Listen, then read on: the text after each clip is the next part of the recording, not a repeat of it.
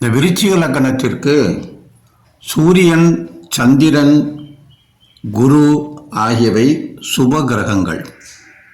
செவ்வாய், புதன், சுக்கிரன் ஆகிய கிரகங்கள் பாவ கிரகங்கள். சூரியனும் சந்திரனும் யோக காரகர்கள். இவர்கள் இருவரும் கூடியிருந்தால் பிரபல யோகம் உண்டாகும். புதன், சுக்கிரன் ஆகியவை மாரகர்கள். வியாழன், சனி மாரகர்களாயிருந்தாலும் கொல்ல மாட்டார்கள்.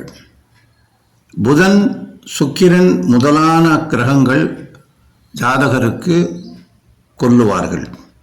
மாரகஸ்தானமாகிய 2, 3, 7, 8, 12 இருந்தால் இதுபோன்ற மாரகத்திற்கு சமமான கண்டங்களை இந்த கிரகங்கள் கொடுக்கும் என்று புரிந்து கொள்ளலாம்.